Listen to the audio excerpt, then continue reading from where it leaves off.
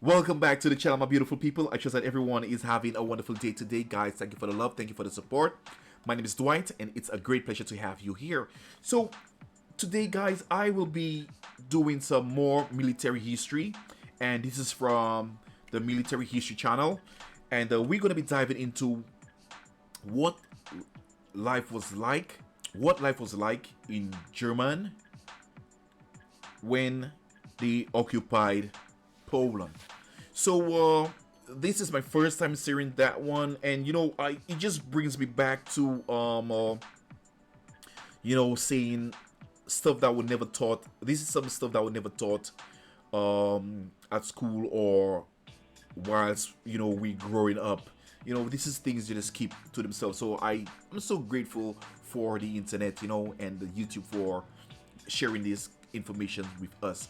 And I'm here to share this with you today. So we're gonna be looking at life during the Nazi occupation in Poland in 1939 to 1945. That was some years, man. Now that was marked by extreme brutality, guys, violence, and the Nazi destroyed the country's culture, economy, and the population, especially targeting Jews and the Polish intelligence. Now we're going to be diving into an overview of the main aspects. So guys, I just want you to watch this with me, and any other information that was left out of this, please feel free to leave it in the description. All right, so we're gonna just dive right into that, guys. Don't forget to like, subscribe, and share with your friends and your family, so you know more about this than I do. So please feel free to leave some information. All right, so let's just dive right in. The invasion of Poland was a turning point in the 20th century. Not only did it start World War II, but it was the first great example of how the Nazi machinery operated to control an invaded country. Police violence, famine, forced labor, and public executions were just some of the methods used by the Third Reich to eradicate Polish culture. Still, they failed. In this military history video, we want to tell you what life was like for civilians in invaded Poland. From the ghettos and the extermination to the historic revolt in Warsaw. This is a story of great suffering, but also of resistance at any cost. On September 1, 1939, German forces invaded Poland, and within a month the young republic became the first great conquest of the Nazi army. The Polish rulers fled to Romania together with a few soldiers who remained alive. It was blitzkrieg in all its glory. Under the Molotov-Ribbentrop Pact, Germany and the Soviet Union shared the spoils by dividing the country in two. In the part that remained under German control, a new government composed exclusively of German officers was created. The first thing they did was set up SS units that were ordered to execute any element dangerous to the new regime. The hunt was not random. The Germans had a list of 61,000 names that included doctors, politicians, intellectuals, and veterans of the First World War.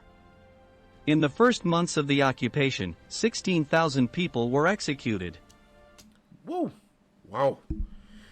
God, man, I don't know. I just have a thing for Poland, because right now I'm trying to learn Polish, and not knowing all this information was there, and the Nazi guys regime just sought to systematically destroy the entire country, man. The culture, the economy, everything, to take over. But what happened to those who didn't run away or weren't killed? The Poles who owned land or businesses were evicted and sent to ghettos, and their property passed into the hands of the Third Reich immediately. Those houses and businesses were occupied by German citizens. The German government encouraged emigration to the newly conquered territory as part of that plan to completely eradicate Polish culture. The destruction strategy included the systematic closure of schools, museums, newspapers, and any local cultural institutions. Portable radios were also confiscated, vernacular music was banned, and mass book burnings were carried out. Basically, the Polish identity became illegal. By destroying these Whoa. national symbols, the invading force intended to undermine any possible attempts at rebellion. Pulling down monuments was a way of pulling down the spirit of the people. The worst part was borne by the Jewish citizens, who lost all their constitutional rights. In April 1940 they were forced to build the walls of the ghetto, which they would later end up living in.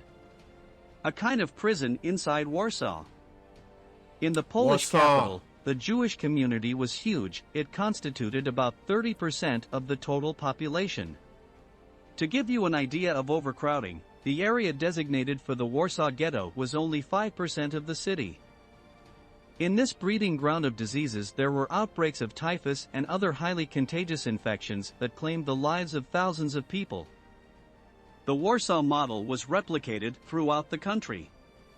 During the occupation, 300 ghettos were built, in which Jews, Slavs, Gypsies, political activists of other ethnic origins were housed. They all shared the same miserable fate. If they didn't die of hunger and overwork, diseases killed them. But life outside the ghettos was not much better. Before continuing, do you think that World War II would have broken out in Europe even if Germany had not invaded Poland? Leave us your answer in the comment box.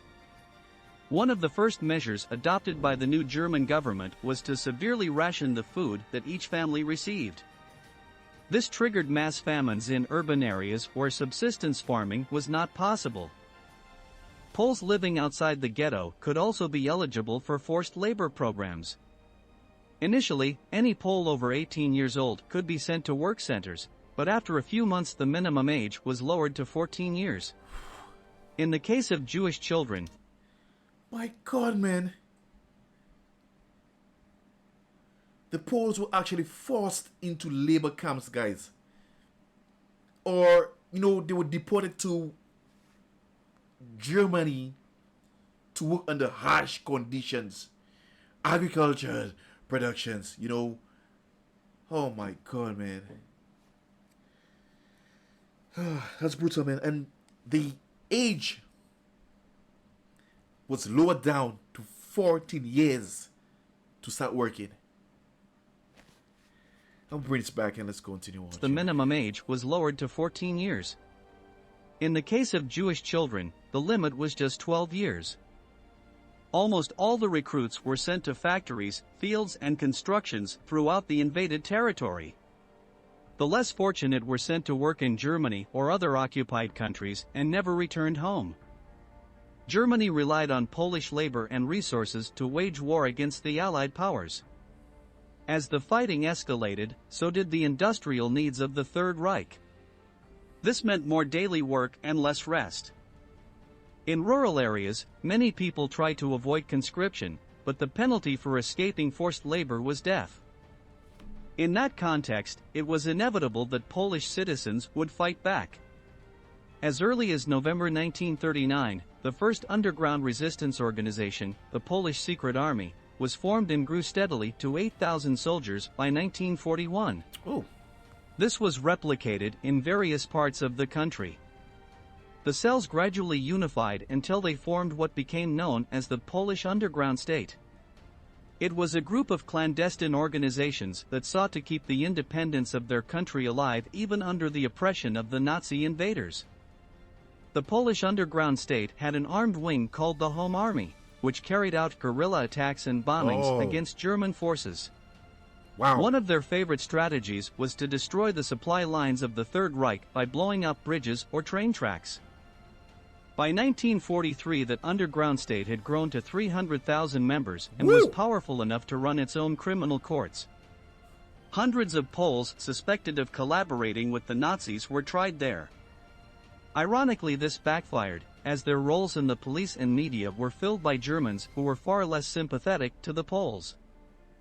Of course, the Third Reich did not sit idly by. After each Home Army attack, the SS executed hundreds of civilians at random in an attempt to demoralize the population. The bodies were displayed in the squares as a morbid warning of the price of disobedience.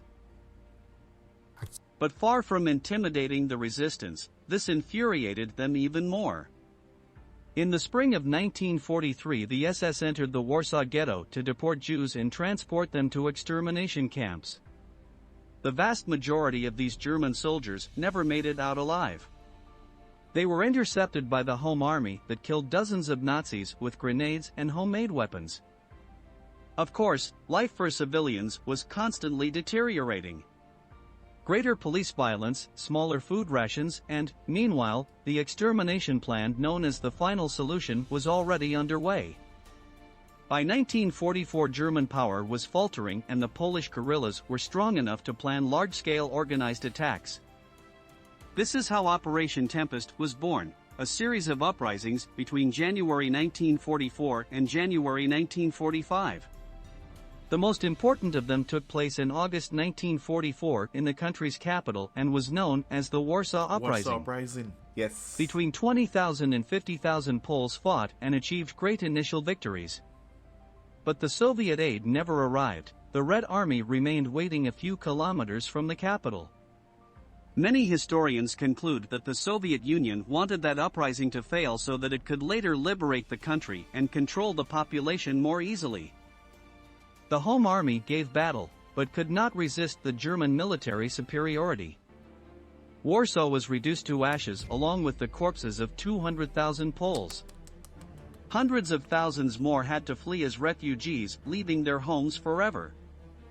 The German occupation ended in 1945, ushering in a long period of Soviet control. 80 years after the invasion began, the scars of this experience can still be felt in Poland. Thank you very much for joining us until the end. Stay tuned for our next video. Oh my god, guys, that was brutal. You know, and life under the Nazi rule in Poland was filled with terror, guys, dehumanization and incredible hardship. Now, you know, despite of all of these conditions, guys, the Polish resistance, you know, showed remarkable courage and defiance in the face of overwhelming oppression. And not just that, you know, the time they took for the underground to build, it took some time, but guys, it was worth it, you know. Yeah, I just glad that they took back their you know, the land, and they're so united. You know, I've listened to Polish songs and you know, the Polish anthem, and it all just symbolizes unity, resistance, you know, and that is amazing. So guys, this is where I come to the end of this reaction, but I'll be back with some more. So I hope you enjoy. If you do, please don't forget to like, subscribe, share for friends and your families, and I will definitely be back with some more. So let's keep this channel going. Alright, so I'll see you back. Have yourselves a wonderful day. Stay safe out there, guys, and don't forget to share the love, not the hate. Peace out. Till next time, I love y'all.